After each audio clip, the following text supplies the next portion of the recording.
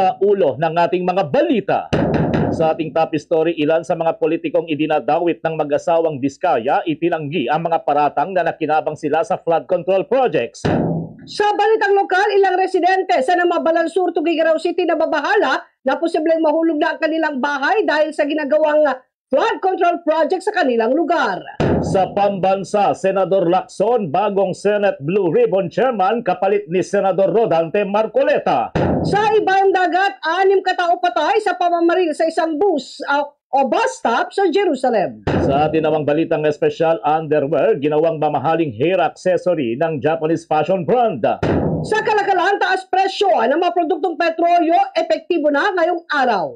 At sa palakasan, EJ Obiena nagkamit ng bronze medal sa torneo sa China. Yan mga kabombo ang ulo ng ating mga balita at ngayon dumako naman tayo sa detalye. Unahin natin ang ating top story. Itinanggi ng ilan sa mga idinadawit ng mag-asawang Diskaya ang umano'y pangongobisyon nila sa mga proyektong pinundahan ng gobyerno. Sa kanyang privilege speech sa plenaryo, mariing itinanggi ni Quezon City 6 District Representative Maria Victoria Copilar ang umano'y pagtanggap ng pera kaugnay ng mga proyekto ng Department of Public Works and Highways at iginiit na wala siyang kinalaman sa proseso ng bidding at pagpapatupad ng mga proyekto. Mukhang may political agenda ang pagdawit sa aking pangalan. Tama ba ang listahan ni Diskaya? My track record in public service can speak for itself. I have never been charged nor been involved with any corruption. I will not allow myself nor the constituents I represent to be dragged into the mud by individuals peddling lies for their own selfish agenda. I say this without hesitation. I will hold them accountable. Iginit naman ni Marikina 1st District Representative Marcy Teodoro na diversionary tactic lamang ang paglabas ng mga Diskaya ng listahan na layon lamang umanong ilihis ang atensyon ng publiko mula sa maanumalyang mga proyekto ng Department of Public Works and Highways.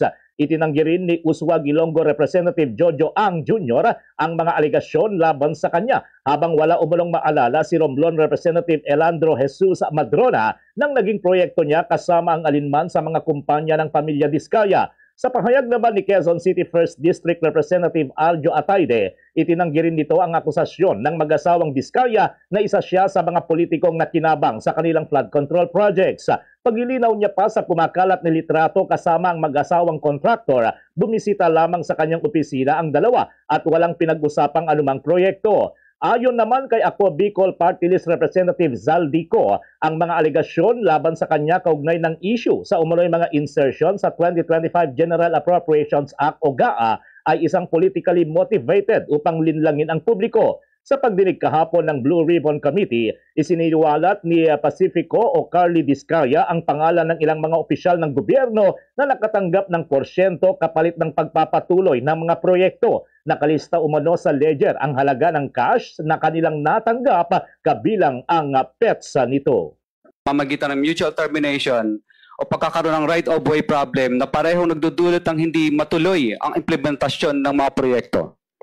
Matapos naming manalo sa mga bidding, may mga opisyal mula sa DPWS ang lumalapit sa amin para humingi at kumuha ng bahagi niya sa halaga ng proyekto. Ang hinihingi nilang porsyento ay hindi bababa sa 10% at umaabot pa sa 25% na naging kondisyon upang hindi maipit ang implementasyon ng kontrata. Ito ay binibigay namin sa kanila ng cash. Ang bawat transaksyon ay may karampatang voucher at ledger na nagsasaad ng mga araw at kung kailan nila ito natanggap.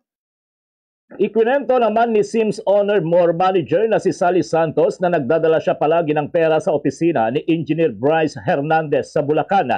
Minsan pang araw umaabot ito ng 245 million pesos pero ginagawa niyang hati-hati ang pag-aabot nito. Tuwing ginagawa niya ito, inilalagay raw niya ang cash sa mga box at sa kanya ito inihahatid roon. Ginagamit po yung lisensya ko. Yung... Saan niya ginagamit ang lisensya mo? Sa ano po, DPWH po. Yung po mga project po niya. So, pinagagamit mo lisensya mo kay Bryce? Yes po, Your Honor. Bryce, ano masasagot mo? Kagaya nga po nung sinabi ko kanina, Your Honor, si Sally po, pagka nakakolekta, dinadala po sa office ko yung mga pera, nakabox po, nakasil po siya lahat. Hindi ko po ginagalaw dun yon at pinakukuha po ni boss sa opisina ko. Sino si boss? Boss Henry Alcantara po. Magkano binibigay mo, Miss Sally? Your Honor, marami po. Minsan po 245 million. Na-cited in contempt naman si dating DPWH Bulacan 1st District Assistant Engineer Bryce Hernandez matapos magsinungaling sa isinasagawang pagdinig. Base sa inilabas na casino record sa komite, nakitang may tala ng kanyang pagsusugal si Hernandez kasama si dating Bulacan 1st District Engineer Henry Alcantara. Give me a good reason why I should not cite you in contempt. Because if your reason is unacceptable to all of us here present, you will be forced to cite you in contempt. Mga 2023, ako po, kasama po ako ni Boss Henry, Engineer JP Mendoza, si Engineer RJ Domasic, saka Engineer Justin Nuevo. Pagka po pumupunta kami noon sa Resorts World, nananalo po kami ng hundreds of millions. Bakit ka nagkaroon ng isang ID na ang pangalan ay De Guzman Marvin Santos? Issue sa'yo ng LTO. Wala po kung ganyang ID, Your Honor. Basta pumunta lang po kami, sinama lang Ito po nga kami yung ni Boss. ID mo in-issue ng LTO. Hawak namin yung certification ng Okada, ang registered name mo ron, membership mo, Marvin Santos de Guzman. Kaya kapag hindi ka nagsabi ng totoo ngayon, ikaw ang kauna-unahang masasite in contempt at hindi ka makakauwi sa araw na ito.